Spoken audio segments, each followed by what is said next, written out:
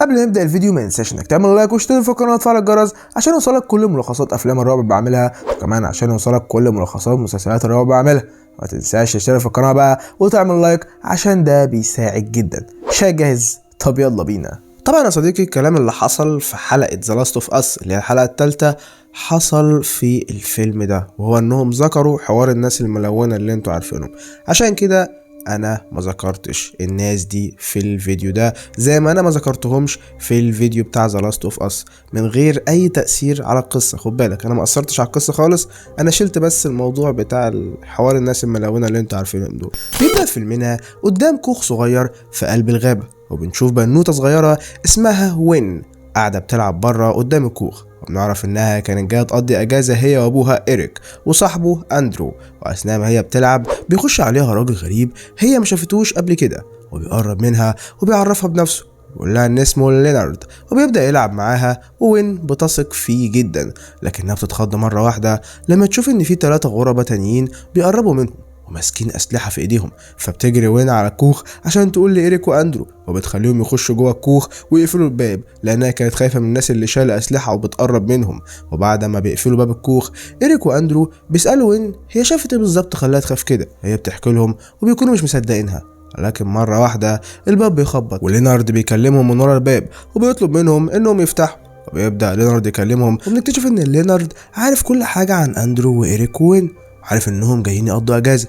فاندرو وإيريك بيخافوا اكتر وبيبصوا من الشباك عشان يشوفوا لينارد واقف ومعاه 3 اشخاص، بنتين وراجل كمان، كلهم شايلين اسلحه وادوات حاده في ايديهم. فلما اندرو بيشوف ان في خطر على حياتهم بيقول لإيريك ان عنده مسدس، فإيريك بينصدم وبيقول له عندك مسدس من امتى؟ فاندرو بيقول له ان عنده مسدس من زمان، بس المشكله انه سابه بره في العربيه. فبيقرروا يحاولوا يتصلوا على الشرطه، لكن ما كانش فيه شبكه للتليفون، فبيستخدموا الخط الارضي، ولكن بيكتشفوا ان مفيش حراره برضه والخط مقطوع. وبنعرف من لينارد اللي واقف بره ان هم اللي قطعوا الخط. بعدها بيقرر إيريك واندرو يقفلوا كل الشبابيك وبيبان الكوخ ويأمنوا نفسهم جوه، لكن الاشخاص المجهولين بيكسروا الازاز وبيخشوا، واولهم واحده ست بتخش تتعارك مع اندرو، ولكنه بيقدر يضربها، بس بيخش لينارد وبيبدا يهاجمه. وفي الاخر بيمسكوا البنت الصغيره وين وبيطلبوا من اندرو وإيريك انهم يبطلوا مقاومه والا هيقتلوا وين. ولينارد وشلته بيربطوا إيريك واندرو وين.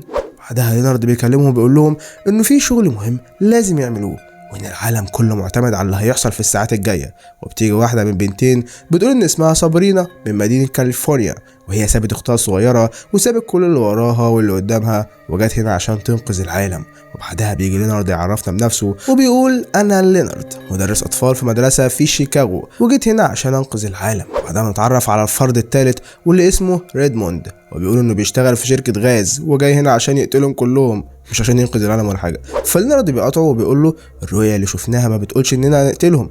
واخيرا بنتعرف على الفرد الخامس واللي كانت بنت باين عليها كيوت وطيبه، وكان اسمها ادريان، بتشتغل طباخه وسابت ابنها وحياتها وكل اللي وراها وقدامها برضه وجات هنا عشان تنقذ العالم. يعني الناس دول كلهم بالصلاه على النبي جايين هنا في مهمه عشان ينقذوا العالم. معرفش هما جايين ال3 دول ليه بقى. المهم بعد التعارف ده اندرو وإيريك ما بيكونوش فاهمين اي حاجه زي ما احنا مش فاهمين، وبيقولوا للينارد احنا مش عايزين ننضم المجموعه بتاعتكم، شكرا. فلينارد بيقول له احنا ال4 ما نعرفش بعض وعمرنا ما اتقابلنا، ولكننا اتجمعنا كلنا لاننا كلنا حلمنا بنهايه العالم وشفناكم في احلامنا، وعرفنا ان لازم فرد منكم يضحي بحياته عشان يوقف نهايه العالم، واذا ما عملتوش ده العالم هينتهي.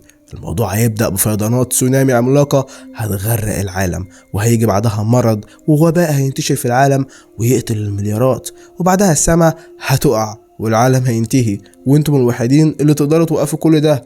كل اللي عليكم ان حد فيكم يضحي بنفسه. طبعا كلام ما يصدقوش عقل ولا يدخل مخ، انا عارف. اندرو وإيريك بعد ما بيسمعوا الكلام ده بيفتكروا ان المجموعة دي عبارة عن مجانين وبيرفضوا طبعا الكلام ده، لكن لينارد بيقول لهم لو رفضتم احنا هنضحي بنفسنا، وبعد كل واحد يموت مننا احنا ال4 في علامة من علامات نهاية العالم هتظهر. اعوذ بالله يعني من الكلام ده، يعني ده فيلم يا جدعان، يعني مش عايزين نركز في الحاجات دي. المهم فجأة بيقوم ريدموند ولينارد بيغطي راسه بكيس بلاستيك وبيهجم عليه ال3 التانيين وبيضربوه على راسه بأسلحة حادة وبيقتلوه. واثناء ما ده بيحصل إيريك بيشوف نور غريب قدامه وبيشوف رؤية او حلم، لكننا بنعرفش هو شاف ايه بالظبط. وبعد ما ريدموند بيموت بناخد بالنا ان لينارد وصابرينا وادريان مش فخورين باللي عملوه وانهم قتلوا صاحبهم، ولينارد كان شكله بيجيب اللي في بطنه من اللي حصل، بس كملوا وشالوا الجثه ومسحوا على الارض مكان الدم. بعدها على التلفزيون ظهرت اول علامه، تسونامي مفاجئ بيغرق العالم وبيغطي السواحل في كل حته. إيريك ما بيكونش مصدق اللي بيحصل وحاسس انه بيحلم، وصابرينا بتترعب اكتر بس بتاخد إيريك وبتربط له راسه اللي انجرحت ساعه الهجوم اللي في الاول. اثناء ما كله مشغول وين بتهرب وبتخرج من الكوخ، ولكن لينارد بياخد باله وبيروح يمسكها وبيقول لها اياك تعمل الحركه دي تاني. وبنرجع لاندرو في الكوخ واللي بيقول ان المجموعه دي جايه عشان تنتقم مننا ومؤلفين القصه دي. فإيريك بيساله ازاي يعني، هو اندرو بيقول انه افتكر ريدموند وانه شافه قبل كده من كذا سنه لما كان قاعد مره في البار وريدموند حاول يسرق منه وهجم عليه، واندرو بلغ عليه الشرطه واتحبس بسببه وهو جاي دلوقتي عشان ينتقم. فادريان بتقول ان عمرهم ما شافوا بعض قبل كده وان اللي جمعهم اصلا الاحلام اللي شافوها. لينارد بيقسم ليهم بنفس الكلام ولكن اندرو ما بيصدقهوش، فبيطلع لينارد من جيبه صورة للاطفال اللي هو بيدرس لهم وبيقول له انه مدرس عادي وحياته طبيعية، ولكن في يوم من الايام بدأت تجيله احلام بنهاية العالم. وسط الاحلام دي كان موجود اندرو وإيريك ووين، عشان كده هو بحث عنهم وجمع كل المعلومات بتاعتهم وكمان اتعرف على بقية المجموعة وفهم من أحلامهم الرؤية بتاعت نهاية العالم وإيه اللي لازم يحصل.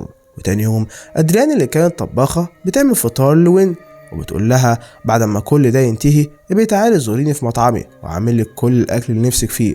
لكن وين كانت ذكية وبعد ما بتاكل بتخبي سكينة معاها وبتروح لأبوها وبتديله السكينة، لكن قبل ما يلحق يفك نفسه بيخش لينارد وصابرينا وادريان عليهم وبتقول ادريان ان جه دورها عشان تنقذ العالم ولازم تضحي بنفسها. بس إيريك بيقول لها انت مش مضطره تضحي بنفسك، تقدري تهربي من هنا، مفيش حاجه هتحصل ما تقلقيش ومحدش هيكلمك. لكنها بترد عليه وبتقول له انا كل يوم في احلامي شفت ابني بيموت قدام عيني ولازم نعمل ده عشان ننقذه وننقذ اولادنا. بعدها بتبص لإيريك وبتقول له لازم حد منكم انتوا التلاتة يضحي بنفسه وهينقذنا كلنا، لكن إيريك بيرفض وبيقول مستحيل. فبتنزل أدريان على الأرض ولينارد بيغطي راسها وبيضربها هو وصابرينا على دماغها وبيقتلوها بنفس الطريقة الوحشية. وبعد ما بتموت أدريان صابرينا حالتها بتسوء، لكن لينارد بيقول لها لازم نكمل مهمتنا وبياخد جثة أدريان وبيخرجها وبيرجع الكوخ تاني. والأخبار في التلفزيون بتظهر إن في فيروس جديد انتشر في العالم وبدأ يقتل الملايين من الناس وخصوصا الأطفال، ودي العلامة التانية. فإيريك بيسأل أندرو ازاي لينارد كان عارف ان ده هيحصل، واندرو بيرد عليه وبيقول له ان الأخبار دي متفبركة يا عم، هما مسجلين عشان يخدعونا بيها. في اللحظة دي إيريك بيغمز لبنت وين، فوين بتبدأ تصرخ بطريقة هستيرية ولينارد بيروح عشان يهديها، وإيريك بيستغل اللحظة دي وبيستخدم السكينة عشان يقطع الحبل وبيفك أندرو وبيشتبك إيريك مع لينارد، وأندرو بيخرج جري عشان يجيب المسدس وصابرينا بتجري وراه، ولكنه بيقدر يوصل للمسدس وبيضرب نار تهويش على صابرينا كده فبتخاف وبتجري. بيفتكر أندرو اللي حصل مع ريدموند ساعة أما هجم عليه وحاول يسرقه زمان، وفي اللحظة دي ومن ساعتها قرر يجيب المسدس عشان يحمي نفسه ويحمي عيلته، وبيجيب محفظة ريدموند عشان يوريها للينارد ويثبت له ان ريدموند كان بيكذب وان اسمه الحقيقي روري وانه كان جاي عشان ينتقم. وبيدخل اندرو بيتكلم مع لينارد وبيوريه محفظة روري ولينارد بيعمل نفسه اقتنع، ولكن في اللحظة دي بتدخل صابرينا فجأة على اندرو فاندرو بيضربها بالنار في بطنها وبعدها بيهدد لينارد بالمسدس وبيحبسه في الحمام، لكن بيسمع صوت لينارد وهو بيحاول يكسر الشباك فبيخش اندرو عشان يتاكد، ولكن بيطلع لينارد مستخبي في البانيو وبيهجم على اندرو وبياخد منه المسدس. بعدها بيخرج بره وبيلحق صابرينا وبيضحي بيها هي كمان. وبعد موت صابرينا الكارثه الثالثه بتحصل، وهي ان اي طياره كانت في السماء ساعتها بتبدا تقع من السماء، والاخبار على التلفزيون بتوري إيريك الكارثه اللي بتحصل. بعدها لينارد بيقول لهم لازم تاخدوا قرار لان النهايه قربت. فإيريك بيبص لاندرو وبيقول على فكره انا بدات اصدق، مستحيل ان كل اللي بيحصل ده خيال، اكيد ده حقيقه ولازم نعمل حاجه. فاندرو بيقول له نعمل ايه يعني، هنضحي بيك ولا بيا ولا ببنتك وين؟ لينارد بيقاطعهم وبيقول لهم تعالوا بره، وبيخرج بره وبيقعد على كرسي وبيقول لهم خلاص جه الدور عليا عشان اضحي بنفسي. فإيريك بيقول لبنته تروح تستخبى في بيت الشجره. بعدها لينارد بيقول انا معرفش ليه الاحلام دي جات لي، معرفش ليه جات لي انا بالذات، ولكن اللي حصل ولازم اعمل اللي عليا. وبيقول لاندرو وإيريك انه بعد ما يقتل نفسه هيكون قدامهم دقايق ياخدوا قرار هيضحوا بمين والا العالم هينتهي.